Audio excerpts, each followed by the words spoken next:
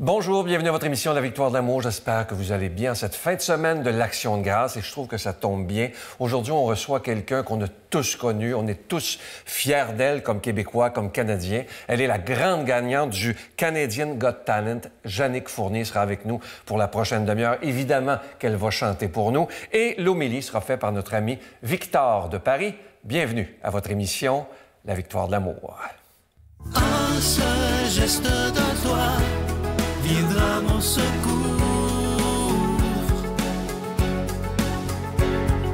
Viens semer dans mon âme le grain de l'amour. Je traverse un désert et je meurs de soif. Montre-moi le mystère qui garde la foi. Chère Jannick, merci d'être là et félicitations. Merci. C'est tellement extraordinaire tout ce qui t'arrive. Je peux tutoyer? Oui, bien sûr, avec Merci plaisir. infiniment. Si tu veux, on va reculer dans le temps avant de parler de toutes les belles choses qui t'arrivent. Oui. Parle-moi de ton enfance. Comment ça se passait? Je suis l'aînée de 3 filles, dont la dernière qui a une déficience intellectuelle sévère. Fait que mon enfance s'est beaucoup passée à prendre soin d'eux, à aider. Et en tant que première de famille, souvent on dit qu'on est des sauveurs. Et je me considérais comme une sauveuse et je voulais aider mes parents le plus possible là, dans ce qu'ils vivaient du haut de mes 5 ans, 7 ans, 8 ans, quand c'est arrivé, là, de réaliser ça. Puis on le comprend plus tard, là, Ouais. mais quand on vit ça, on est là pour être auprès des autres puis les aider. J'ai grandi comme ça dans cet univers-là. Et alors que tu avais 20 ans, tu as eu la douleur de perdre, d'accompagner ton père dans la mort. Et comment ça se passe d'accompagner son propre père? C'était un petit peu un combat intérieur aussi de voir... Il n'avait que 47 ans. Hein? Oui, c'est ça. Papa, il avait 47 ans. Alors, de le voir aussi résilient, de le voir aussi fort, ça m'a donné une belle leçon de vie aussi, de dire, inquiétez-vous pas les filles, vous êtes jeunes, j'ai tout géré les dossiers, et puis là, vous allez être correct, vous allez être bien, puis venez me voir le plus possible. Puis c'était extraordinaire en même temps, parce que j'ai tellement eu le temps de prendre le temps puis de partager des choses avec lui. Mais tu étais fâché contre Dieu après. Ah ben oui, parce que perdre son papa si jeune, tu dis, Caroline Debine, j'aurais-tu pu l'avoir plus longtemps, puis aurais-tu pu vivre plus longtemps? Puis encore aujourd'hui, je suis pas fâchée, mais des fois, je me dis, Caroline, comment il serait aujourd'hui? Ouais. Comment ça se passerait aujourd'hui? Quel genre de relation on aurait aujourd'hui? Mais sur le coup, oui, t'es fâchée parce que trop jeune, trop jeune. C'est vrai que c'est très jeune. Ouais. Tu as adopté 2 enfants différents. Parle-moi d'eux, parce qu'ils sont très importants dans ta vie. Bien sûr. Tu en as parlé partout dans toutes les émissions. Oui. Ils sont très privilégiés de t'avoir comme maman. Parle-moi d'eux. J'ai le beau Johan que j'ai adopté alors il avait 3 mois. Et il est rendu à 13 ans bientôt. Et mademoiselle Emma, qui avait 5 semaines quand on est allé la chercher, qui est rendue à 9 ans bientôt. Bien, 9 ans demain. Ah. Alors, une belle grande fille et un beau grand garçon. Pourquoi la différence? Pourquoi la trisomie 21? Ouais. Pourquoi la trisomie? Parce que j'ai toujours été en amour avec la trisomie 21. C'est des petites boules de bonheur, c'est des petites boules d'amour. c'est vrai. Ça donne de l'amour inconditionnel. C'est le moment présent tout le temps. Johan, qui est un petit garçon qui est très habitué de suivre maman partout en spectacle. C'est quelqu'un de très jovial, très social. Il est très, excusez-moi l'anglicisme, très entertainer. Tu sais, il va présenter les gens sur scène avec le micro. Il n'a pas peur de chanter, il n'a pas peur de... Mademoiselle Emma est un petit peu plus introvertie. Puis elle, on est allé la chercher 4 ans après son frère aussi, tu sais, avant de dire, ça va, 2... J'avais toujours rêvé d'avoir un petit couple de comiques, je les appelle affectueusement comme ça. Alors, ça n'a pas été long, on pouvait choisir une fille. Je me promène un peu du coq à l'âne, là, mais c'est pour raconter un peu tout ça. Et puis, c'est mes boules de bonheur, tout simplement. C'est des enfants qui nous aident à rester les 2 pieds. Justement, j'en arrivais là. Qu'est-ce qu'ils t'apprennent de plus précieux, tes enfants? De vivre le moment présent, de garder ça simple et d'apprécier chaque minute.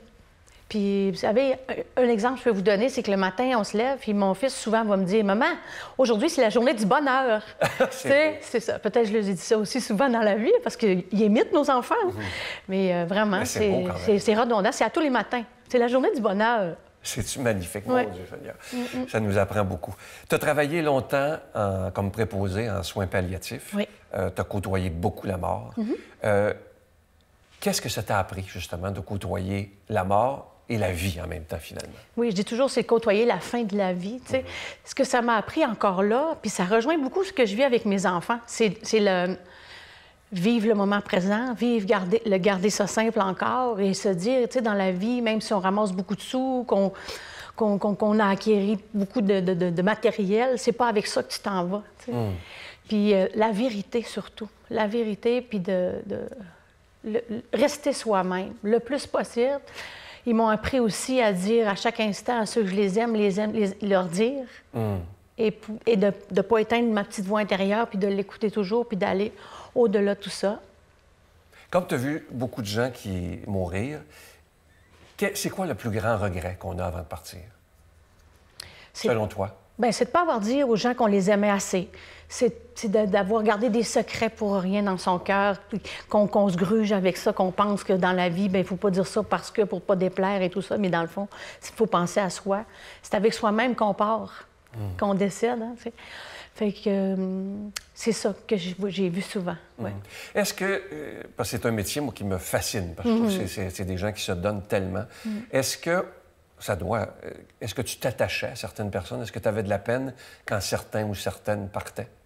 Oui, parce que c'est sûr que dans la maison où je travaille, bien, où je travaillais, c'est 3 mois à peu près, comme entre 0 et 3 mois de fin de vie. Il y a des gens dans la vie que j'ai vus que je serais devenue amie avec eux. C'est des personnes qu'on se crée un lien. D'autres personnes que pas du tout. Alors oui, j'ai pleuré avec des patients. Oui, j'ai pleuré avec des familles. Oui, j'ai vécu tellement d'émotions avec eux. Mais oui, il y en a plusieurs qui seraient mes amis aujourd'hui. Mais je sais que dans leur ciel, ils sont là pour moi, puis ce sont mes amis dans mon cœur, oui. Parle-moi du papa des enfants. Ah, le papa des 2 enfants. Il s'appelait Richard. Il est décédé. Oui, c'est ça. Il était très, très, quand même bien présent pour les enfants. Il a passé du bon temps avec eux. Mais c'est quelqu'un qui était malade. Il avait le diabète insuffisant rénal et tout ça. Et puis, il est parti assez jeune quand même, à l'âge de 52 ans. Oui. C'est jeune. 54, je me trompe peut-être. Mais c'est ça. Dites-moi ce que Johan dit de son papa. Pas si tu t'en souviens. Ah, il fait des prières. Ouais. On lui fait des prières, puis on y parle, puis il dit Papa, merci beaucoup de veiller sur Emma, sur moi, puis il dit sur maman aussi. Ah ouais. Faut que tu t'occupes de maman aussi. Et c'est ça qu'il lui dit. Et comment ils voient ça, s'ils sont capables de sentir quand même tout ce qui t'arrive présentement? Parce que la vie a changé, là. Oh oui, la vie a changé. Mais mon Johan, il est plus conscient que mademoiselle Emma. Mais monsieur Johan, lui, c'est « Wow, maman, on fait beaucoup de pestacs, puis c'est beau, maman. » Puis dès qu'il y a un micro dans les mains, ce qui est beau, il dit « Mesdames et messieurs, accueillez à Canada Got Talent. » Il parle comme ça, je l'imite vraiment. « Jannick Fournier! » Fait que oui, lui, il est conscient. Puis il est conscient que maman part beaucoup plus souvent de la maison aussi. Mais Emma, elle, ça commence plus. Parce que là, elle est plus consciente quand je l'amène avec moi, quand je me prépare pour les spectacles et tout ça. Ça s'en vient, tout ça. Ça s'en vient. Est-ce que tu considères que ta voix est un cadeau de Dieu? Oui. Parce que tu as une voix assez spéciale, là. Tu considères que c'est vraiment un cadeau qui t'a été donné? Oui, je suis tombée dans Potion magique comme Obélix quand j'étais jeune. Alors, je pense que j'ai toujours chanté, j'ai souvent dit en entrevue, quand j'ai vu Céline Dion chanter Ce n'était qu'un rêve, j'ai eu un coup de foudre. Je me suis dit, un jour plus tard, je vais chanter comme ça. Je veux toucher les gens comme elle m'a touchée dans ce qu'elle fait. J'ai toujours chanté avec ma brosse à cheveux, à faire des parties, monter debout sur le divan dans la maison, puis à chercher l'attention de la famille et de tout le monde. J'ai commencé à chanter aussi avec les petites franciscaines de Marie dans les églises et tout ça. Puis c'est eux qui m'ont appris mes premiers cours de diction. Ma façon d'être est de toujours être proche de Dieu aussi parce qu'ils m'ont toujours dit, Jannick, chanter pour le Seigneur, c'est prier 2 fois plus fort. Ah ouais. Elle chante fort. C'est comme ça. C'est comme ça qu'ils me l'ont appris. C'est magnifique. Tu as hésité à envoyer ta candidature à Canadian Got Talent. Pourquoi? Qu'est-ce qui fait que tu l'as envoyé ou que tu hésitais? Mais c'est vrai, je regarde. Chance, tu l'as envoyé. J'ai regardé le formulaire sur la table de la cuisine, puis là, je disais, bon, j'ai 49 ans, j'ai 2 enfants différents, j'ai déjà essayé d'autres concours, ça n'a pas fait. Je le fais-tu, je le fais-tu pas? Au bout de 2 semaines, j'ai dit, ben why not? Je le fais, sans attente. J'envoie tout ça dans l'univers. J'ai tout rempli les papiers, puis j'ai dit, advienne que pourra. Pense plus à ça. Envoie ça, puis pense plus à ça. Et le dénouement, on l'a là. Mais c'est ce que je me disais. J'hésitais. Je n'étais pas certaine. On m'a dit, ah oui, il faut que je le fasse. Qu'est-ce qui fait que, bon, maintenant, tu es très connu, et je lisais sur toi hier que tu n'as jamais peur, soit sur des plateaux de télé, des spectacles, de parler de ta foi. Ça, tu n'as pas peur du tout. Il y a des artistes qui ne veulent pas en parler. Mais toi, d'où ça devient de dire, je suis vrai, moi, je suis croyante, point. D'où ça me vient? Bien, de ma famille, je pense des franciscaines de Marie. Puis des signes que j'ai reçus, des demandes que j'ai faites. Je peux vous donner un exemple? Oui, tu peux me donner. Quand est arrivé tout ce branle-bas de combat là, de Canada's Got Talent, je me disais, mon Dieu, je vais partir beaucoup. Envoie-moi donc la bonne personne qu'il faudra. Parce que je dis-tu aussi, moi j'y parle en tout souvent. Peux-tu m'envoyer les bonnes personnes qu'il faut pour continuer de m'entourer dans cette aventure-là, mais surtout un ange gardien qui sera là pour s'occuper de mes enfants quand je serai partie, qui ont des besoins particuliers, on s'entend. Et puis, 2 jours après, j'ai eu un téléphone. Je n'ai pas cherché personne. J'ai eu un téléphone et la jolie Maggie m'a appelé. Ah oui, c'est ça. Puis ça, c'est juste un exemple. Puis le reste est arrivé souvent. Le jour où j'ai décidé de lâcher prise et j'ai décidé de vivre mon moment présent tout le temps, puis de me choisir, moi, dans la vie, puis de dire, Jannick, ben si ça arrive comme ça, c'est parce que c'est dû que ça arrive comme ça. Ça fait cliché de dire ça, mais c'est ça quand même. Ouais. Puis ça me gêne pas de le dire, puis j'ai ce cadeau-là que le Dieu m'a donné, puis c'est facile pour moi de le donner, puis je vois ce que ça fait aux gens aussi à travers tout ça. Puis ce que ça peut m'apporter. Puis là, je récolte, mesdames et messieurs, j'ai juste à faire ça. Puis je dis merci, mon Dieu, merci la vie, c'est extraordinaire. C'est extraordinaire. Bon, évidemment, il y a eu plusieurs étapes. Quand tu as gagné, il se passe quoi dans la tête de Jannick? Sur scène, là? Oui. Tableau. Et dans le cœur, là? Ah, dans le cœur, bien là, mon cœur voulait sortir de ma poitrine, premièrement, mais tantôt, je vous disais... Ça doit être des émotions. C'est totalement fou. Et le mot « fou » fait partie de mon vocabulaire depuis ce temps-là, à répétition dans la journée. Mais qu'est-ce qui se passe? C'est que, mon Dieu, c'est vrai, c'est arrivé. Parce que les gens autour de moi me disaient « Tu vas gagner. » Puis les autres participants, quand je suis arrivée dans ma robe bleue, disaient « You're the queen tonight. C'est la reine ce soir. » Mais je disais « Non. Je vais attendre. » Puis l'attente, ça amène des déceptions. Fait que j'ai enlevé ça de mon vocabulaire depuis quelques années. Fait que j'étais encore là. Je vais accueillir tout ça quand ça va arriver. Fait que sur scène, avec l'animatrice et Kelly qui était là avec moi en même temps, quand on était juste tous les deux en avant, là, j'ai fait « Ah là, je pense que ça y est, hein. » Je pense que ça y est. Je me suis permis d'y croire, pour vrai. Ça me touche encore de vous le dire. Puis là, c'est arrivé l'annonce de Jannick Fournier. J'étais extrêmement fière que mon fils soit là. Oh! Tu sais, je pensais pas nécessairement à la caméra, à Wimendell ou à Simon Cowell assis devant et tout ça. Puis je m'étais promis de pas faire ça. De pas penser à ça, pas penser aux caméras puis aux milliers de personnes qui peuvent l'écouter. Parce que depuis le début de cette aventure-là, j'ai dit, je vais chanter ma vie. Je vais donner le tout, pour donner une meilleure vie à mes enfants, pour qu'on soit bien, tu sais, ensemble, puis que je puisse me réaliser puis chanter toute ma vie. Alors, j'ai réalisé ça. Dans toute cette aventure-là. Fait qu'à la fin, de faire monter mon fils sur scène, de le coller avec moi, puis qu'il soit là, puis qu'on fasse notre babaille à Emma qui était à la maison, c'était l'accomplissement de cette demande-là. Est-ce que tu te rends compte, en t'écoutant, c'est ce que je me rends compte, que Dieu se sert de toi, présentement, pour montrer que ces petits-enfants-là, ils sont extraordinaires? Oui. As-tu pensé la force que tu as Oui. en faisant ça, là, en les présentant? Oui, puis je le crois, puis je le sais, ce message-là, que j'ai la force et qui est dans moi pour ça. Parce que souvent, je le fais encore sur scène dernièrement avec Yoann, c'est « Vive la différence! Regardez! Regardez! » Il vous regardera peut-être pas dans vos yeux quand vous allez le rencontrer, mais dites-vous que s'il vous fait un sourire, c'est le sourire le plus sincère et le plus vrai dans votre cœur. J'en ai rencontré que ici, vous avez. Et c'est tellement beau. Il y en a une petite trisomique qui était venue, là, elle me regardait monter l'escalier, elle dit « Ah, toi, t'es beau! » Pouf! Pouf! C'est ça. Ça n'a pas de filtre.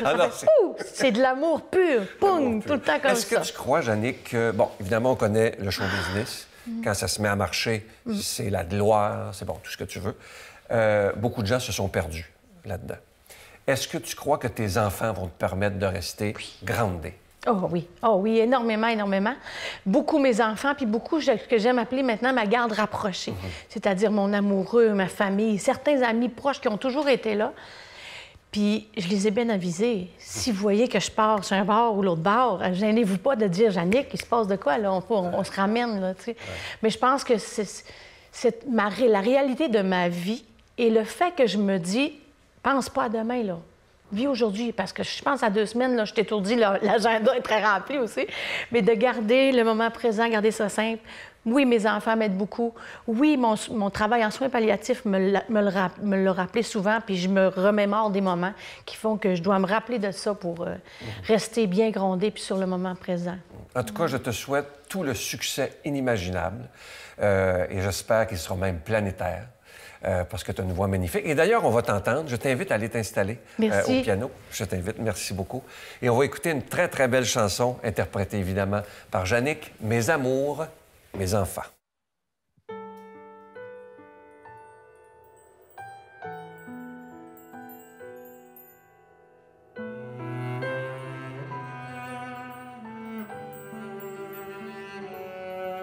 Espérer la vie en soi pour nourrir notre amour naissant.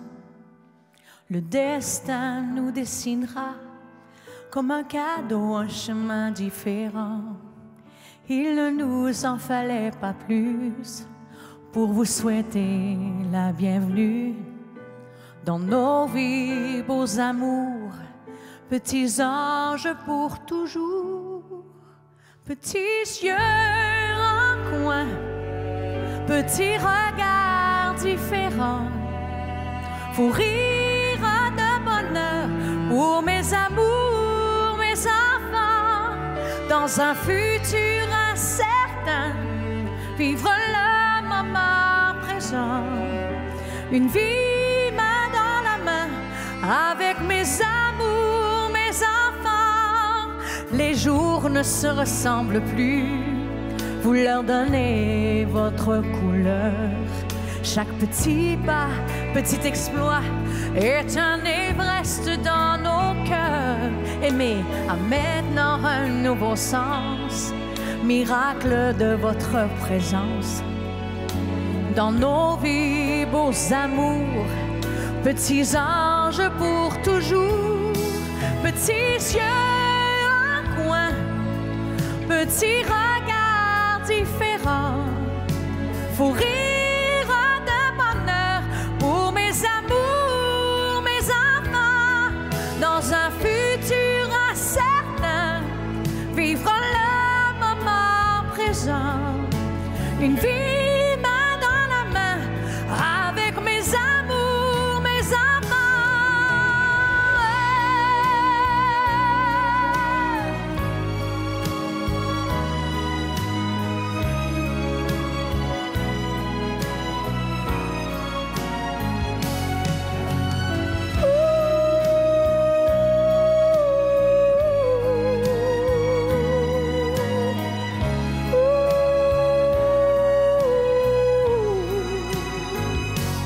Petits yeux en coin, petits regards différents, fou rire de bonheur pour mes amours, mes enfants, dans un futur incertain, vivre le moment présent, une vie main dans la main, avec mes amours, mes enfants.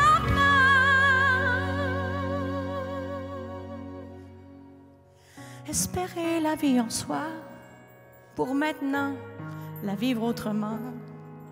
Mes petites étoiles de bonheur, les petits anges à sa maman.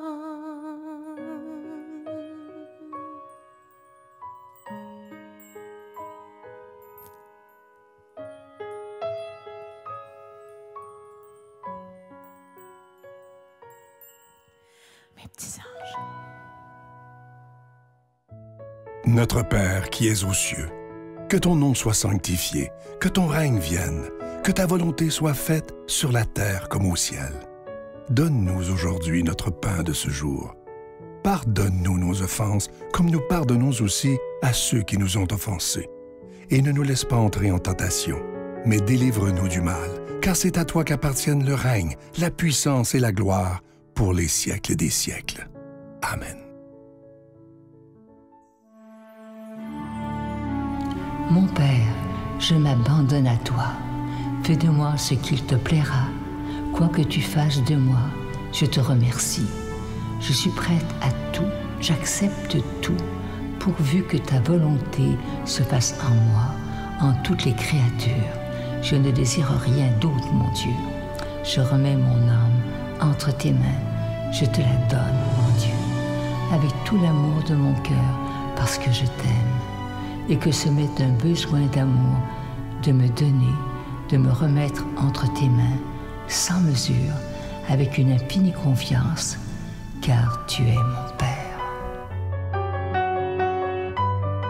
Je suis tellement content de vous présenter mon tout nouveau livre qui s'intitule « La vie après la mort, ce que Jésus nous promet ». C'est un livre que j'ai beaucoup aimé à faire. D'ailleurs, j'y ai vraiment mis tout mon cœur. Il est facile à lire, écrit en gros caractères. Et vous allez réaliser toutes ces promesses que Jésus nous a faites quand notre mort arrivera. Évidemment que ça va tous nous arriver, ça vient avec la vie. Mais moi, je crois qu'il faut arrêter d'avoir peur de la mort, mais l'apprivoiser. Et je pense que ce livre-là va nous aider à apprivoiser la mort et même s'en faire un ami. Vous savez, c'est Félix Leclerc qui dit « C'est grand la mort, c'est plein de vie dedans ». Alors, je vous rappelle que vous recevrez ce livre avec un don de 25 $ et si vous en voulez deux, avec un don de 40 $. Je vous donne l'adresse. La Victoire de l'amour, case postale 120, succursale Boucherville à Boucherville, le J4B 5E6. Je vous la redonne. La Victoire de l'amour, case postale 120, succursale Boucherville à Boucherville, le J4B 5E6. Également par téléphone, par carte de crédit du lundi au vendredi de 8h30 à 16h30 dans le 514-523-4433, 523-4433 ou sans frais le 1-888-811-9291, 1-888-811-9291 et aussi notre site Internet. Vous savez que par Internet, c'est une façon très rapide, sécuritaire et efficace de faire votre don. Alors, je vous donne l'adresse, c'est le www.lavictoiredelamour.org. Alors, je vous rappelle le titre du livre, vous allez le voir à l'écran, « La vie après la mort, ce que Jésus nous promet » et en sous-titre, « On ne s'éteindra jamais ». Merci de tout mon cœur d'être des défenseurs de la foi. Merci. Mon Dieu, donnez-moi la sérénité d'accepter les choses que je ne peux changer, le courage de changer les choses que je peux et la sagesse d'en connaître la différence. Amen.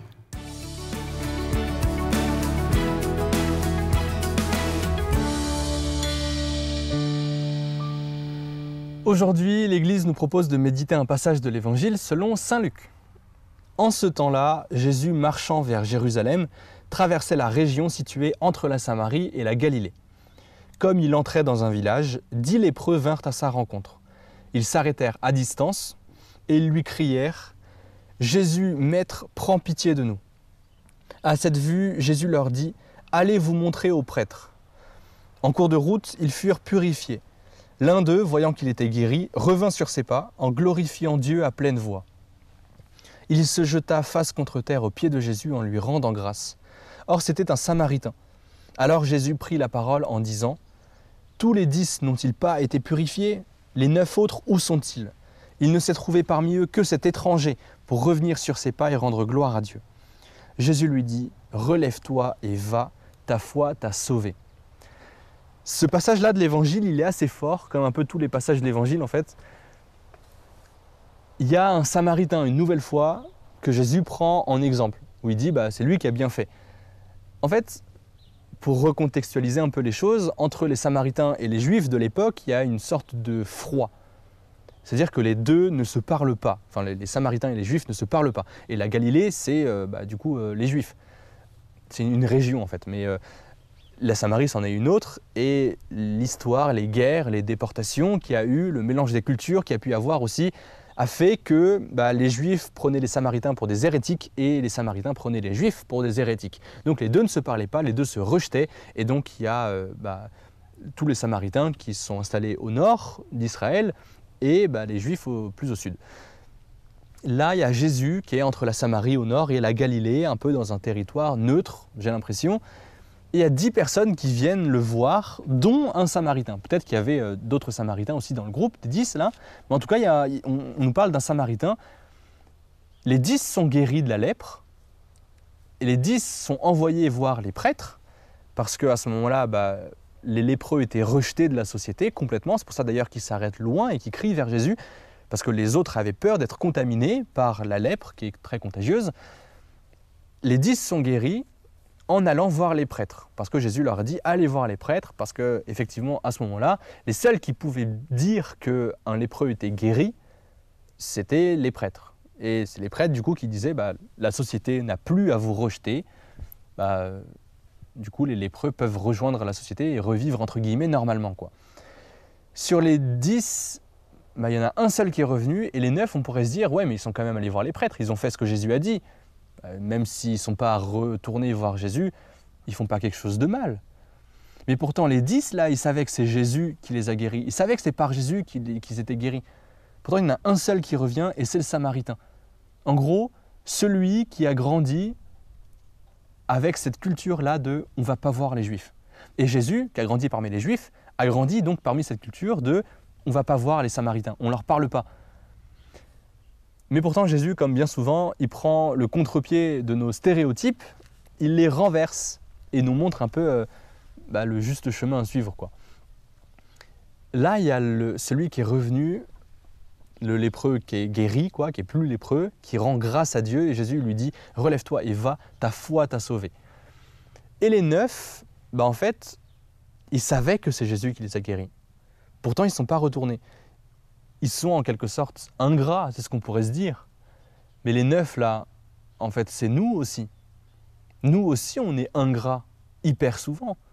Quand on prie, par exemple, pour une situation, soit on ne voit même pas le bien qui a été fait par la suite, soit au mieux, on se dit parfois « ah trop bien !» Et puis on profite de cette nouvelle situation-là, qui est agréable, en oubliant complètement que c'est grâce à Dieu qu'elle est agréable. Parfois, un exemple, on prie pour une situation compliquée, et puis, au fil des jours, la situation se dénoue en quelque sorte, ça devient plus facile. Et nous, après, on est juste content que la situation se soit débloquée, en oubliant qu'on avait prié pour ça et que Dieu nous a exaucés, visiblement. Et on se dit juste, en fait, trop bien, la situation s'est débloquée. Et on l'attribue à un tel, ou juste à personne, mais on est content que la situation soit débloquée, quoi. En fait, c'est Dieu qui est là. Et ça, c'est un exemple tout simple parmi plein d'autres. Parfois, il ne nous arrive pas des choses mauvaises parce que quelqu'un prie pour nous ou parce que simplement Dieu est là, Jésus est présent. Et en fait, nous, si on prenait le temps de temps en temps de relire nos journées, soit tous les soirs, soit 1-2 fois par semaine, relire nos journées, revoir la succession des événements, voir le bien qui a été fait, les gens qui sont venus, nous, qui est-ce qu'on est allé voir un peu tout ce qui est arrivé, on pourrait voir l'action de Dieu. En voyant le bien qui nous est arrivé, en sachant que le bien qui arrive, c'est grâce à Dieu, alors on peut voir l'action de Dieu. Et si on voit l'action de Dieu, alors on peut mieux connaître Dieu. Et alors on peut rendre grâce, on peut être reconnaissant et vivre dans la gratitude. Et alors, en vivant dans la gratitude, on peut vivre heureux tout simplement. Et on est comme ce lépreux qui revient et qui rend grâce à Dieu à pleine voix et qui se prosterne devant Jésus. Et Jésus qui lui dit « relève-toi et va ». Ta foi t'a sauvé. Et alors, on vit, grandit, relevé, et on vit heureux avec Jésus, quoi, tout simplement, parce qu'il est là. Au nom du Père et du Fils et du Saint-Esprit. Amen. Je vous salue Marie, pleine de grâce. Le Seigneur est avec vous.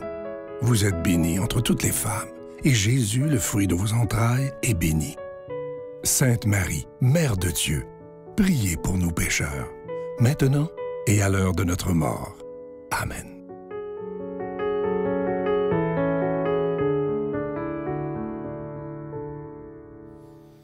Savez-vous ce qui me fascine chez Jannick, c'est que malgré maintenant, évidemment, l'immense popularité qu'elle a et qu'elle aura, c'est qu'elle n'a pas peur de parler de sa foi. Et ça, moi, ça me touche énormément.